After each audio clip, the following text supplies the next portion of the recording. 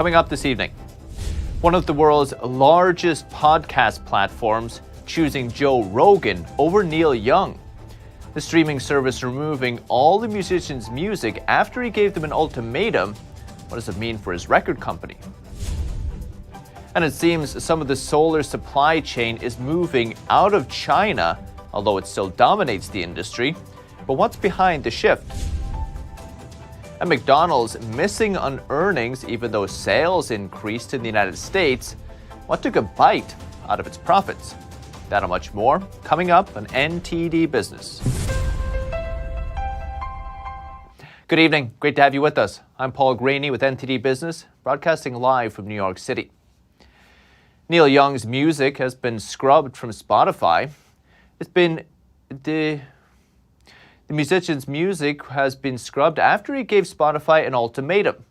He's upset with Spotify alleging it's allowing podcaster Joe Rogan to spread fake information about COVID-19 vaccines. Young gave the platform an ultimatum. It could have either him or Rogan. Spotify chose Rogan. The Joe Rogan Show is Spotify's top-rated podcast. The platform has exclusive rights to the show, but Rogan maintains full creative control. Young said yesterday the removal was a huge loss to his record company because Spotify accounted for 60% of his streaming fans. Spotify says it regrets the singer's decision, but hopes to welcome back soon. And billions of dollars in U.S. pandemic aid has apparently been sent overseas, according to a new government report. NTD's Jessica Beatty has the details. Billions of U.S. taxpayer dollars from pandemic relief packages were actually distributed overseas. A report by the government's Pandemic Response Accountability Committee, or PRAC, says $6.4 billion in U.S. pandemic aid went to 2,000 foreign contractors and nonprofits in 177 countries. The money came from two pandemic relief packages Congress passed in March 2020 and March 2021. Recipients in Switzerland received the most, totaling more than $2 billion. PRAC says that's because a large number of international groups are based there. After Switzerland, Kuwait and Syria received the most. The largest single international recipient by far is the United Nations, which received over $830 million. Of all the overseas funding, three groups received 43% of it. They are the UN, the Global Fund to Fight AIDS, Tuberculosis, and Malaria, and the UN's High Commissioner for Refugees. PRAC was created in the spring of 2020 to track money allocated in the CARES Act. It's now tracking more than $5 trillion in federal pandemic aid. Not an easy feat, and different groups are coming up with different numbers. While PRAC found that $6.4 billion went abroad, the Treasury estimates that $14.6 billion went to foreign aid funding. Jessica Beatty, NTD News. In energy news, it looks like some businesses are moving their solar supply chain production out of China. Reports of forced labor used in the supply chain and new import restrictions put in place by the Biden administration means businesses are looking elsewhere. NTD's Don Ma has more. Parts of the solar supply chain are moving away from China, accelerated by evidence of forced labor. Fred Rockefort is an attorney at Harris Bricken. He has many years of legal experience in China and is a contributor to the award-winning China Law blog. Rockefort says a lot of companies are moving to Southeast Asia. Vietnam, like Thailand, like Indonesia, that while perhaps smaller in terms of overall capacity when compared to China, they still have pretty significant industrial bases. Rockefort says these countries have been manufacturing for a long time, and they are close to China and its supply chain. Rockefort says forced labor isn't the only thing driving companies away. There's actually legal obstacles right now in place for the importation of these solar products coming into the United States. President Biden recently signed a bill into law that bans all imports from Xinjiang unless companies can prove that forced labor wasn't used. Our laws regarding forced labor in the United States is that the analysis that has to be carried out applies not just to the finished product, but to the entire supply chain of that product. David Amster-Olszewski is the CEO of SunShare, which builds community solar farms. Amster-Olszewski says he's seeing factories being built in India and Mexico as well. Our panels come from all over the world. We've ordered them from Southeast Asia, from Canada, from 10 years ago from China. However, China still dominates in the solar industry with 8 of the 10 top manufacturers. Solar cells are made primarily from silicon. Once you have the silicon, you have to create the cell itself. And that usually is done at another manufacturer location. And then those cells are shipped out to the manufacturers to actually assemble them into a solar panel. Dale Rolfe is the head of business development at Pacific Sun Technologies, a residential solar provider in Southern California. He says China has the bulk of the silicon as well as many of the other materials. They have a lot of minerals in their soil, so they have a lot of the resources that we need to produce solar panels, and they can control the price in that regards. Meanwhile, America's solar industry is relatively weak. The cost of labor is very high in the United States, especially for these types of tasks, and we have a shortage of workers. But the United States could potentially see the industry grow soon. Tariffs that were put in place by the Trump administration 4 years ago on solar panels coming from anywhere in the world other than the United States, and they're close to 20%. So the United States sees some of the highest cost for solar panels in the whole world right now. David Amster-Olszewski, the CEO of SunShare, says Biden will review these tariffs next week. Whether or not the tariffs are thrown out is something the American solar industry is watching. Don Ma, NTD News. A new report shows the U.S. economy grew at its fastest pace last year since the 1980s. Consumer spending in the fourth quarter was strong, but much of the gains were down to the way GDP is calculated. Businesses restocked their inventories at a rapid pace in the last quarter. That's after a year of shortages. Analysts say this was a one-time event and won't be repeated in 2022. Nonetheless, today the Bureau of Economic Analysis reported U.S. gross domestic product, the country's broadest measure of economic activity. The report shows GDP expanded nearly 6% in 2021. That's the fastest pace since 1984 when President Ronald Reagan was in the White House. Stocks gave up an early rally and closed lower on Wall Street today as a streak of market volatility continued. The Dow ended down 7 points, the S&P 500 lost 23 points, about 0.5%. The Nasdaq today lost 189 points, about 1.4%.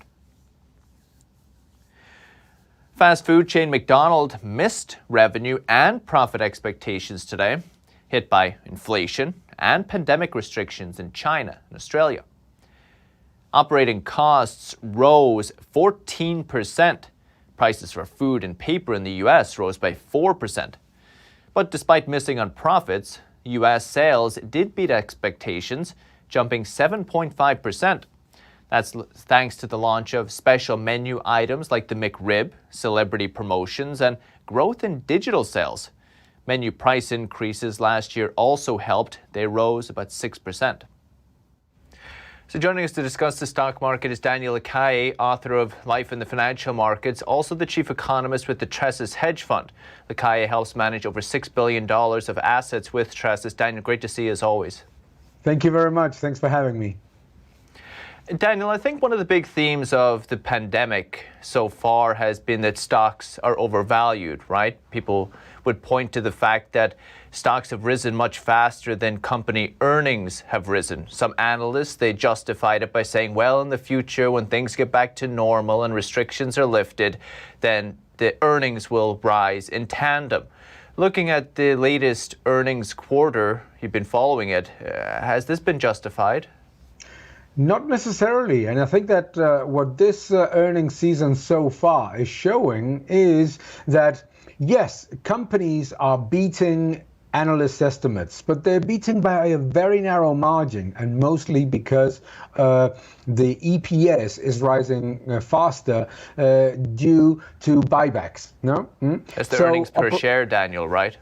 Exactly. Earnings per share are showing better figures than analysts expected because of buybacks, because when you buy back shares, the share count comes down. No, so earnings per share rise. But operating profits are not as strong as many expected. And I think that the key in this earnings season is not so much what they have published, but what they're guiding. Companies are guiding to weaker profits. They're also guiding to much lower growth. And I think that important one is, and the reason why the stock market has reacted so negatively in the case of some banks and some of the industrial companies, is precisely because what they're saying is that margins are going to be significantly lower. So we are already seeing a small process of downgrades of estimates that is very healthy, to be fairly honest. So we're saying guidance, Daniel, that's looking forward at companies' future earnings. When you're listening to the CEOs, et cetera, on their earnings calls, what are they putting this down to? Why the negative outlook? When CEOs talk about the future, they tend to point to lower margins because of rising input costs due to inflation, because of weaker growth in sales, because of the lower disposable income of families, also due to inflation. And also there's an important factor, which is that it's the analyst community that was extremely optimistic. I think that what CEOs are doing with their guidance is reminding analysts that the rosy picture that many of them had for 2022 and for 2023 was too aggressive. And they're basically bringing people's expectations to a more normal environment. So let's talk about the household income, because I think this is an interesting point. I think while stocks were rising and loose monetary policy was happening, a lot of people were saying, well, I'm invested in stocks. It's not a big deal. Stocks only go up. But eventually, these companies, they make their money from households. They make their money from businesses. And as you mentioned, through inflation, their households' purchasing power is falling. Now, we had Lance Roberts on the show, I think, at the beginning of this week. Lance seems to think that inflation has peaked. He thinks it may start to come down this year. Well, what are your thoughts? Inflation may have peaked, and I think that Lance has an interesting grip on what can be the outcome into the second part of the year. The problem I have is that even if it happens, and I think that Lance Roberts would agree with this, is that inflation is accumulative. So you're already losing the purchasing power of 2021, and you're going to lose further. So the only thing that is going down is the pace of acceleration of inflation, not inflation. So prices are not coming down. Prices are going up less quickly than before. So that's my problem. Because the people that probably rightly, inflation is very difficult to analyze, but the people that basically think in 2022 you're going to have sort of 4.5% inflation, while you had 7% in 2021, what they're basically telling you, and rightly so, is that you're going to have almost 12% loss of purchasing power in 2 years. I don't think that many people that are watching us right now are going to see their wages go up by 12% in 2 years. It is so true, Daniel. It's been an incredible couple of years. Daniel Lacalle, Trez's Hedge Fund. Appreciate it. Thank you. Thank you very much. With that, we're going to take a quick break, but still to come. Home improvement giant Lowe's trying something new, bringing mini pet stores into some of its locations. What will they offer? And Nestle tackling child labor with a new incentive, hoping its cocoa farmers will keep kids in school and out of the supply chain. That and much more coming up on NTD Business.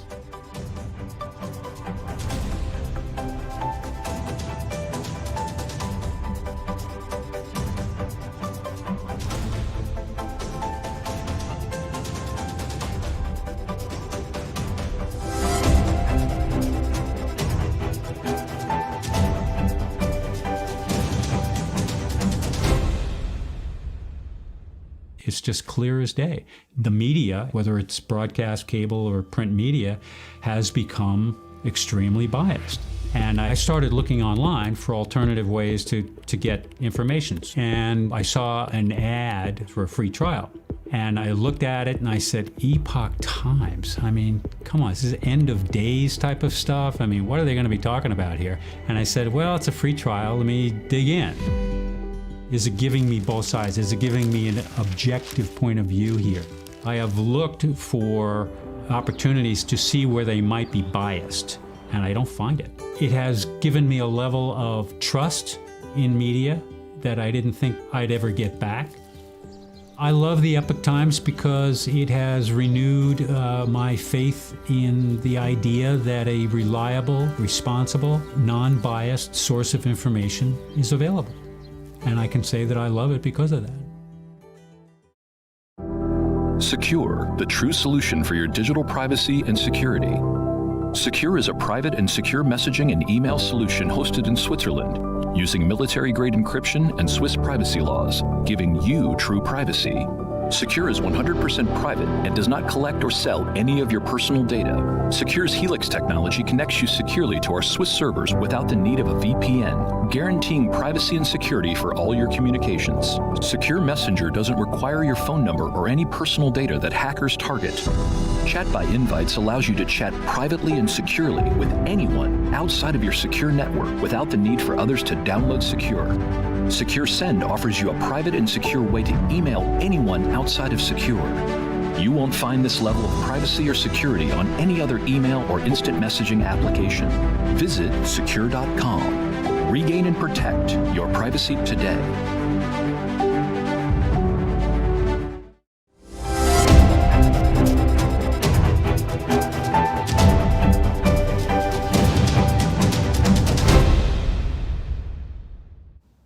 Welcome back.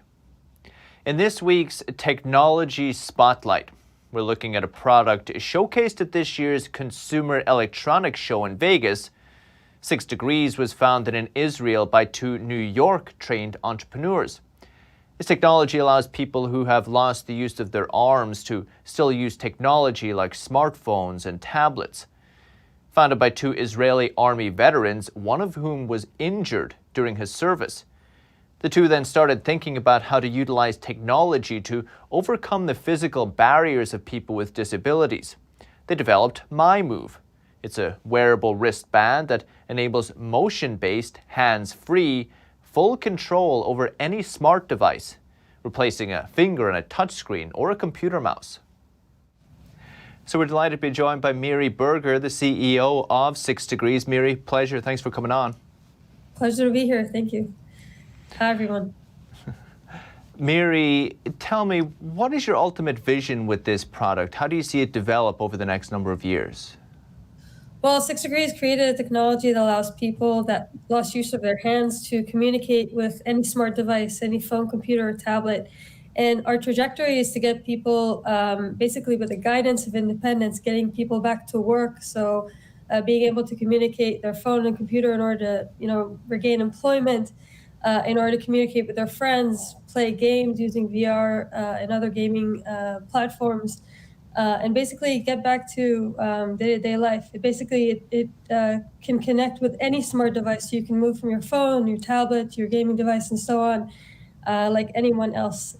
So that's our main objective in the company. How exactly did you guys innovate? How is it different from products that may have been available in the past? So this actually came about from a personal story. We're both veterans. We served in the Israeli Army. Our family served in the U.S. Army as well as the Israeli one. And we came to this very quickly through seeing how an injury can bring about first the experience of pain and then the loss of independence. And so when creating this product, we didn't want you to be dependent on a software or a location or a camera looking at you. We basically wanted to use intuitive motion, human motion, individual motion in order to get people back to, like I said, communication. So this product is different in the way that it learns about the way that you move, adapts to it. So this means if you have tremor, it's smooth on the result. If you have limited motion, you get full use on the other side, and so on. You can go throughout your day using it versus other devices that normally focus on one operating system, one phone, one computer, and so on. So when you say it learns about how you move, what's the technology behind that? So this is a wearable device, but the technology is not the hardware, it's the algorithm embedded inside. What we do is we learn about, say you were putting this on either on your wrist, upper arm, or leg. We would give you a 5-minute game to play. In that 5-minute game, we would see your motion similar to a DJ scale, see sound.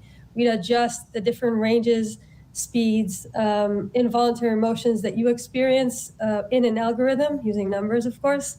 And after that 5-minute onboarding, we can let you connect via Bluetooth. So it's a plug and play that sees the way that you move, translates it, and what the computer sees on the other side is a mouse. What the phone sees on the other side is a finger touching the screen. So we don't need an operating system on the other side to understand us. We just need to send the message out. And that's how we're different and how we can adjust each individual person. That's fascinating. Are there any particular case studies or patients you can remember that you can fill us in, maybe a little inspiring for us? Yeah, I mean, it's actually a very wide range. We go everywhere from, we kind of ask people what they want to do first, what they miss. So it goes everywhere from, a husband saying, now I can answer my phone and my wife doesn't get upset because I don't have to look in my bag and kind of figure out how to do that hands-free, all the way to, you've taken a limb that to me was dead and brought it back to life. Now I can work, communicate, and talk with my friends. So this is a high-up amputee that we spoke to. We basically also, everyone's an individual, so we see kids playing games. We'll have one kid play Fruit Ninja and another 16-year-old go, no, I'm not a child, I want to play pool.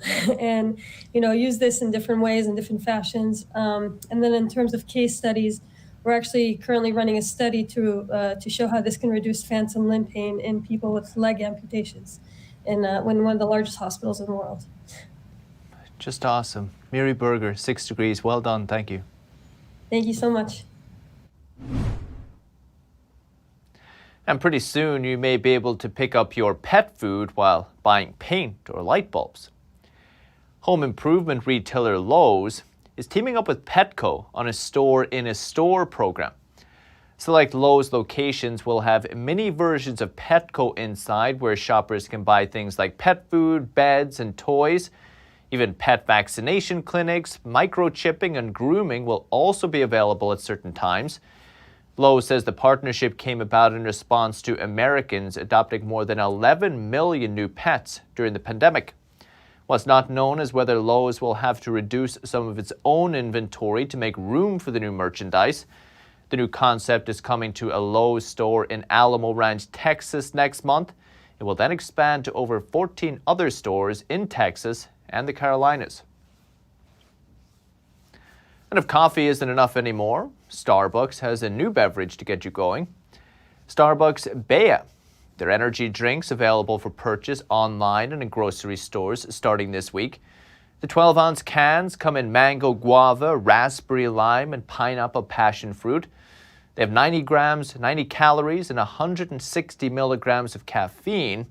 Starbucks coffee shops will have them for sale starting March 1st.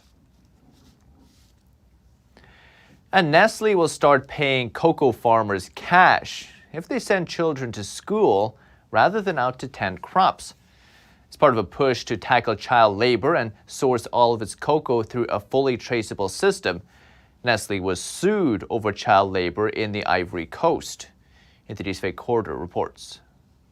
Last year, a court in Ivory Coast sentenced 10 people to a decade in jail each for trafficking children to work on cocoa plantations. The kids involved were released and returned home. But child labor remains a huge problem in production of the crop across West Africa, with countries and businesses under pressure to do something. Now Nestle is taking steps to clean up its sourcing of cocoa. It buys hundreds of thousands of tons of the product to make everything from Kit Kat bars to Smarties. The Swiss food giant says it will start paying growers cash if they keep kids in school instead of putting them in the fields. Monitors from a sustainable trade initiative and other third parties will check the children really are getting their studies. Farmers will be able to get payments of up to $543 per year, or as much as a quarter of the average grower's annual income. The The scheme will be extended to all of Nestle's 160,000 cocoa farmers by 2030. It's part of a push to make all its cocoa fully traceable within a few years. Next year, the firm will launch Kit Kat products made with cocoa produced under the project. Nestle says they might be more expensive than the regular bars, but it thinks consumers will be ready to pay for a more ethical chocolate. Faye Quarter, NTD News. And a rogue rocket booster is on a collision course with the moon, according to space experts. They say a stage from a SpaceX Falcon rocket launched in 2015 is floating around in the outer part of the Earth-Moon system. Bill Gray, an independent researcher, calculates the booster will hit the moon a bit north of its equator on March 4th. Experts believe the device is 45 feet long and weighs between 3 and 4 tons. They also say it's safer for it to crash into the moon rather than to re-enter Earth's atmosphere. And from a giant glowing red tiger to an illuminated humanoids leaping into the future, it's all part of Battersea Power Station's Light Festival. It combines ancient methods of lantern making with cutting-edge design and technology as the festival returns to London for its second outing. Here's more from NTD's Joy Duguid. Outside the front of London's Battersea Power Station, an enormous red tiger made from origami is one of the designs on display at the iconic landmark. Overlooking London's River Thames, the annual Festival of Light returns to London for its second outing. It promises to brighten up the dark winter nights. Carlin Fear is head of brand at the Battersea Power Station development. So some of the great pieces and installations people can see this year are Pictosender by Philippe Prado, which is the first time ever in the UK. It's an interactive piece that people can take a picture of in front of. I believe the exposure is slower than the first camera ever. Great for kids and families. The artwork consists of an enormous low-resolution screen made up of 1,200 enlarged pixels that translate movement and gestures into blocks of colourful light. We also have another incredible piece called Antennasa by Michaela Bonsai, which I think relates a little bit to the heritage of the power station with its connectivity and electricity references. Other displays include the figures in Italian artist Angelo Bonello's installation Run Beyond, and a life-size working greenhouse by Dutch artist Victor Engbers, made of uranium glass that emits a fluorescent green colour under ultraviolet light. From the 1930s to 1980s, Battersea Power Station was a working power station.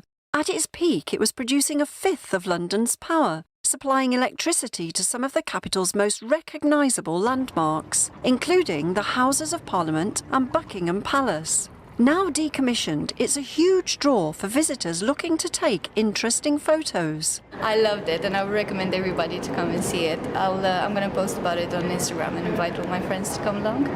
So I really, really enjoyed it. The Light Festival runs until February the 27th. Joy Duguid, NTD News. That's the latest business updates for today, but you can still catch NTD Evening News. That's with Stephanie Cox at 6:30 p.m. Eastern. For NTD Business, it's all for today. Thank you for watching. We'll see you tomorrow.